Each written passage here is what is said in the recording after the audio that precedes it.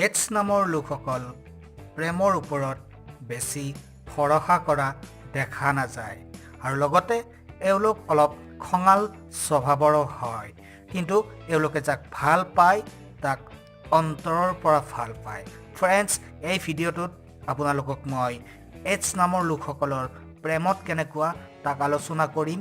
যদি এতিয়াও আপুনি আমাৰ চেনেলটো ছাবস্ক্ৰাইব কৰা নাই তেনেহ'লে আমাৰ চেনেলটো ছাবস্ক্ৰাইব কৰক আৰু কাষত থকা ঘণ্টাৰ আইকনটো বজাই দিয়ক, যাতে আমাৰ নতুন নতুন ভিডিঅ'ৰ ন'টিফিকেশ্যন আপুনি সোনকালে লাভ কৰে। এতিয়া আহক, সময় নষ্ট নকৰি আমি কথা পাতোঁ এইডছ নামৰ লোকৰ স্বভাৱ আৰু প্ৰেমৰ বিষয়ে কিছু কথা। এইডছ নামৰ লোকে নিজৰ প্ৰেমত সফল হ'বলৈ হ'লে ইজনে সিজনক বুজি পাব লাগিব। প্ৰেমত বুজাবুজিটো অত্যন্তই জৰুৰী, কাৰণ সম্বন্ধত কিবা ভুল বুজাবুজিৰ সৃষ্টি হ'লে ইজনে সিজনৰ লগত কথা পাতি বুজাবুজিৰ মাধ্যমেৰে সকলো সমস্যা সমাধান কৰিব পাৰে। প্ৰেমৰ কথা কওঁ যদি এইডছ নামৰ লোকসকল অধিক সংবেদনশীল হয়। তেওঁলোকে যাক ভাল পায় অধিক মৰম আৰু সন্মান কৰে। লগতে এইডছ নামৰ লোকে এইটোও বিচাৰে যে তেওঁৰ প্ৰেমিক বা প্ৰেমিকাই তেওঁকো যাতে অধিক মৰম আৰু ভালপোৱাৰে যাতে সামৰি ৰাখে।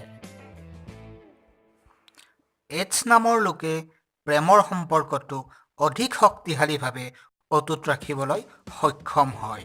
নিজৰ প্ৰেমক লাভ কৰাৰ ক্ষেত্ৰত তেওঁলোকে যিকোনো পৰিস্থিতিৰ মুখামুখি হ'বলৈ কেতিয়াও ভয় নকৰে।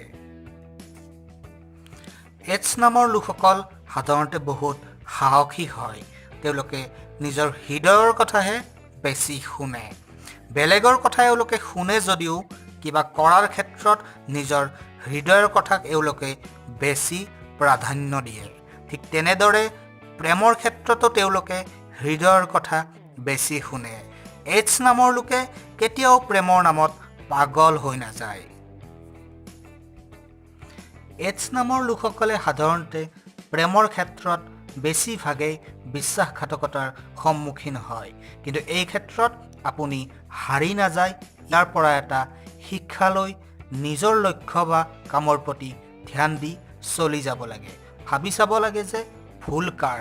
যদি আপোনাৰ ভুল নাই তেতিয়াহ'লে আপুনি নিজৰ জীৱনত সন্মুখৰ ফালে চাই আগবাঢ়ি যাওক, কাৰণ মানুহে প্ৰেমত সকলো হয় আৰু বিশ্বাসঘাতকতাৰ সন্মুখীনো হোৱা দেখা যায়। তো ফ্ৰেণ্ডছ, আজিলৈ এইখিনিয়ে।